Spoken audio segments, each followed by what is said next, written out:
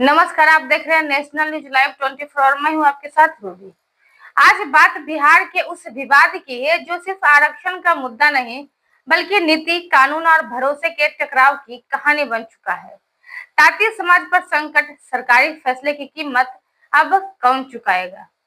सबसे पहले पूरा मामला समझिए। बिहार में तांती समाज को लेकर पिछले कई वर्षों से एक बड़ा विवाद चलता रहा है।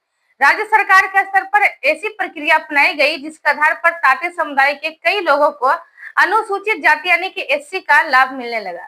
सर्टिफिकेट जारी हुए, नौकरियां मिलने लगी और लोगों ने इसी आधार पर अपना भविष्य तैयार किया। लेकिन यहीं से सवाल खड़ा होता है, क्या राज्य सरकार के पास यह अधिकार था? संविधान साफ कहता है कि एससी सूची में किसी भी बदलाव का अधिकार सिर्फ संसद को है। राज्य सरकार केवल सिफारिश कर सकती है, फैसला नहीं। और यहीं पर पूरी कहानी उलझ जाती है। अब हुआ क्या, मामला क्या है?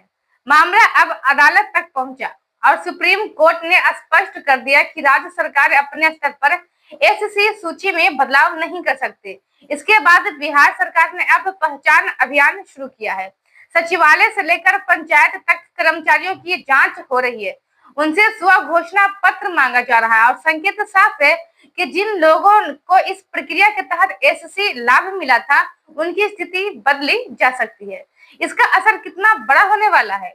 हजारों सरकारी कर्मचारी प्रभावित हो सकते हैं। नौकरी, प्रमोशन, सीनियरिटी सब पर असर पड़ सकता है और सबसे बड़ी बात, लोगों का भविष्य असमंजस में है।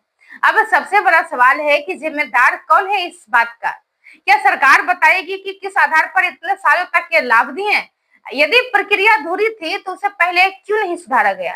राजनीति भी तेज हो गई है। विपक्ष सरकार का आरोप है कि तांती समाज को भ्रम में रखा गया, बिना कानूनी आधार के लाभ देकर अब वापस लिया जा रहा है। लेकिन दूसरी तरफ कुछ लोग यह भी कह रहे हैं कि यह सुधार जरूरी था। वास्तविक एससी वर्ग के अधिकारों की रक्षा के लिए यह कदम आवश्यक है। यानी यह मामला अब सिर्फ एक समाज का नहीं रह गया बल्कि दो स्तर पर खड़ा है। तांती समाज का भविष्य और एससी आरक्षण की वास्तविक संरचना। सबसे संवेदनशील पहलू क्या है? जिन लोगों ने नियम मानकर सर्टिफिकेट लिया, जिन्होंने उसी आधार पर नौकरी पाई, क्या उनकी गलती थी या फिर सिस्टम की गलती का बोझ अब उन पर डाला जा रहा है? और यही बात जो है सबको सवाल बनकर खल रही है। क्या सरकार जिम्मेदारी लेगी इस चीज की? क्या प्रभावित लोगों को सुरक्षा मिलेगी या फिर यह मुद्दा भी राजनीतिक बहस में कहीं खो जाएगा?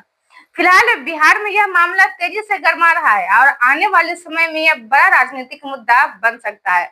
आप क्या सोचते हैं? क्या प्रशासनिक